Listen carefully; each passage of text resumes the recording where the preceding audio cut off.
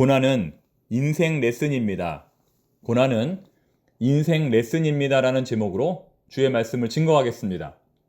10월의 2일 독서 품위 있게 나이 든다는 것이라는 책에 따르면 자연 세계에서는 늙어서 죽는 동물이 거의 없습니다. 대부분의 동물들이 다른 동물들에게 잡아먹히거나 싸우거나 하는 과정에서 죽음을 당하게 됩니다.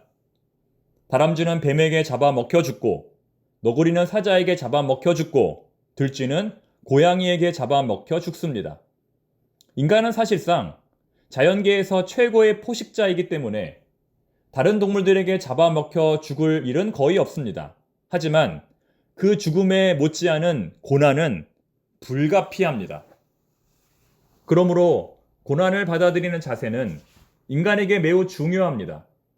만일 고난을 어쩔 수 없이 겪어야 하는 통증으로 느끼는 것이 아니라 영적 성장의 수단으로 받아들일 수만 있다면, 하늘에 계신 아버지의 계획으로 받아들일 수만 있다면 고난은 인간에게 유익한 것이 확실합니다.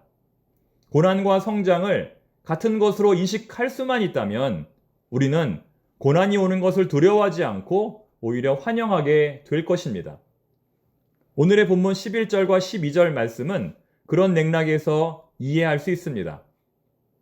내 아들아, 여호와의 징계를 경히 여기지 말라. 그 꾸지람을 싫어하지 말라. 대저 여호와께서 그 사랑하시는 자를 징계하시기를 마치 아비가 그 기뻐하는 아들을 징계함 같이 하시느니라. 방금 읽은 말씀에 기록된 징계라는 단어는 훈계라는 단어로 바꿀 수 있습니다. 이것은 마치 고난을 선생님이 학생들을 가르치는 수업으로 보는 것과 같은 것입니다. 요즘 많은 사람들이 비싼 돈을 들여 레슨을 받습니다. 운동 레슨, 악기 레슨, 스피치 레슨, 영어 회화 레슨 등 거금을 들여서라도 제대로 배워보려고 합니다. 혼자 스스로 하는 것보다 비싼 돈을 들이더라도 전문가에게 배우는 것이 훨씬 더 낫다고 생각하기 때문입니다. 저도 예전 교회에서 사역할 때 찬양 레슨을 받은 적이 있습니다. 코로나로 인하여 찬양대가 예배 시간에 서지 못할 때 성악을 전공하신 지휘자 선생님으로부터 찬양 레슨을 받은 것입니다. 6개월 정도 받은 것으로 기억이 나는데 그때 참 많은 것들을 배웠습니다. 단순히 노래를 부르는 방법에 대해서만 배운 것이 아니라 호흡, 걸음걸이, 자세, 가사에 대한 이해 등 삶의 방식을 바꾸는 차원까지 배워야 했습니다. 여러분, 제가 그것들을 배우는 것이 쉬웠을까요? 어려웠을까요? 너무 힘들고 너무 어려웠습니다. 매 주일 한 번, 30분도 채 되지 않는 시간이었지만 저는 솔직히 그 시간이 다가오는 것이 두려웠습니다. 혹시라도 선생님이 사정이 생겨서 레슨을 못 해주는 날은 얼마나 기쁘고 반가웠는지 모릅니다. 그 정도로 무언가를 배운다는 것은 참 힘이 드는 일입니다. 왜냐하면 익숙했던 삶의 방식을 낯설고 불편한 삶의 방식으로 바꾸어야 하기 때문입니다. 그동안 해왔던 자세를 고치고 새로운 자세를 배워야 하기 때문입니다. 하지만 그러한 과정을 통하여 제가 얻은 유익은 어마어마합니다. 그전에는 찬양을 부를 때 주뼛주뼛하고 자신감이 전혀 없었는데 그 이후로 어느 순간부터 찬양을 부르는 것에 대한 자신감이 많이 생겼습니다. 지금도 많은 사람들 앞에서 찬양을 부르는 것은 언제나 두렵고 떨리는 일이지만 이제는 그 상황이 다소 견딜만한 정도가 된 것입니다. 이와 같이 우리 인간에게 고난은 그것이 무엇이든 인생 레슨이 될 수 있습니다. 여러분, 지금 어떠한 고난 가운데 계십니까? 그 고난이 주는 의미를 지금 당장은 알 수 없겠지만 언젠가는 그것이 여러분의 영적 성장의 수단이 되기를 바랍니다. 또한 오늘 본문은 지혜를 통해 우리가 얻을 수 있는 유익이 무엇인지를 말씀합니다. 지혜는 우리에게 장수의 복을 줍니다. 지혜는 우리에게 부귀영화의 복을 줍니다. 그래서 오늘 본문 13절부터 17절은 이렇게 말씀합니다. 지혜를 얻은 자와 명철을 얻은 자는 복이 있나니 이는 지혜를 얻는 것이 은을 얻는 것보다 낫고 그 이익이 정금보다 나음이니라. 지혜는 진주보다 귀하니 내가 사모하는 모든 것으로도 이에 비교할 수 없도다. 그의 오른쪽에는 장수가 있고 그의 왼쪽에는 부귀가 있나니 그 길은 즐거운 길이요 그의 지름길은 다 평강이니라. 물고기 한 마리를 얻는 것보다 물고기 잡는 법을 배우는 것이 훨씬 더 나은 것처럼 지혜를 얻는 것이 금은보화를 얻는 것보다 훨씬 더 낫다고 본문은 말씀하고 있는 것입니다. 뿐만 아니라 오늘 본문은 지혜를 얻으면 오래 살고 병도 걸리지 않는다고 말씀합니다. 심지어 본문 24절은 지혜를 얻는 순간 죽음에 대한 두려움도 사라지고 밤에도 평안하게 숙면을 취할 수 있다고 말씀합니다. 24절, 25절. 내가 누울 때에 두려워하지 아니하겠고 내가 누운 중 내 잠이 달리로다. 너는 갑작스러운 두려움도 악인에게 닥치는 멸망도 두려워하지 말라. 이 정도로 지혜를 얻은 자는 부귀, 영화, 장수, 건강, 평안 등 엄청나게 많은 유익을 얻을 것이라고 본문은 말씀합니다. 하지만 그럼에도 불구하고 이 모든 것들은 지혜가 주는 유익의 아주 일부분에 불과합니다.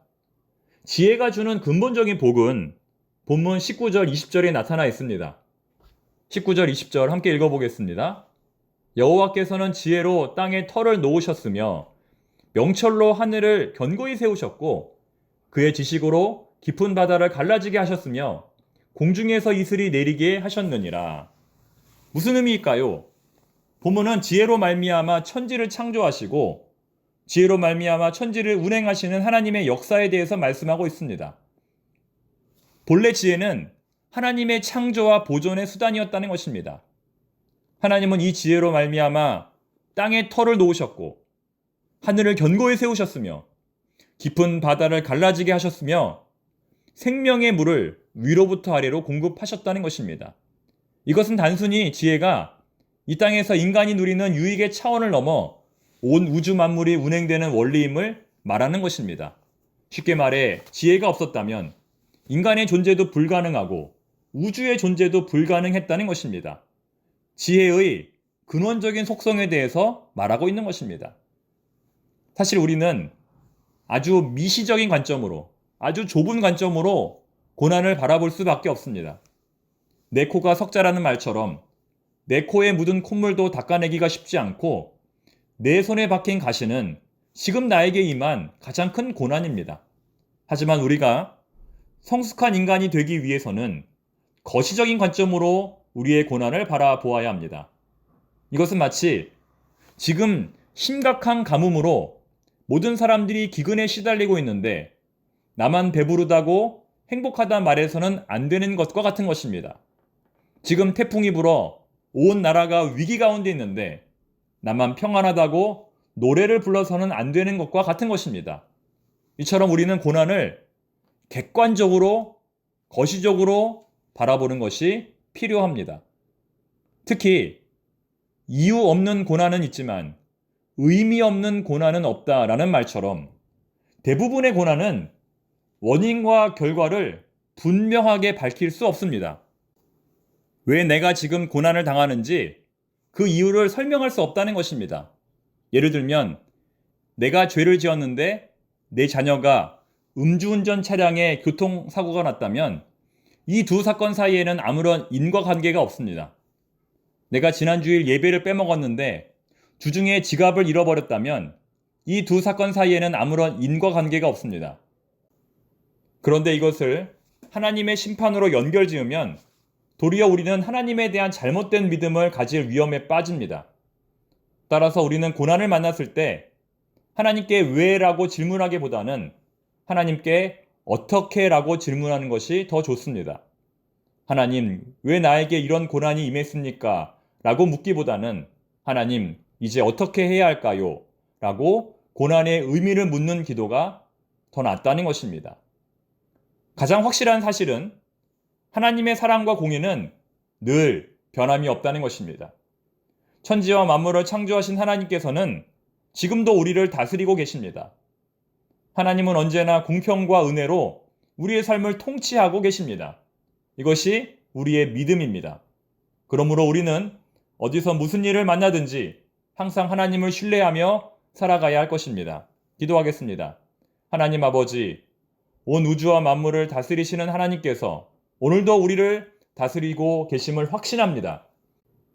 미천하고 연약한 우리 삶에 찾아오셔서 우리를 긍휼히 여겨주시고 우리에게 은혜를 베풀어 주시옵소서. 지금 말할 수 없는 고난과 역경 가운데 있는 교우들을 불쌍히 여기사 속히 구원하여 주시고 끝까지 인내하며 믿음으로 승리할 수 있도록 강력하게 붙들어 주시옵소서. 이제 수능시험이 얼마 남지 않았습니다. 모든 수험생들에게 지혜와 건강을 더하여 주시옵소서. 너는 마음을 다하여 여호와를 신뢰하고 내 명철을 의지하지 말라. 너는 범사의 그를 인정하라. 그리하면 내 길을 지도하시리라. 이 말씀 붙들고 끝까지 믿음으로 승리하게 하옵소서. 예수님의 이름으로 기도드립니다. 아멘.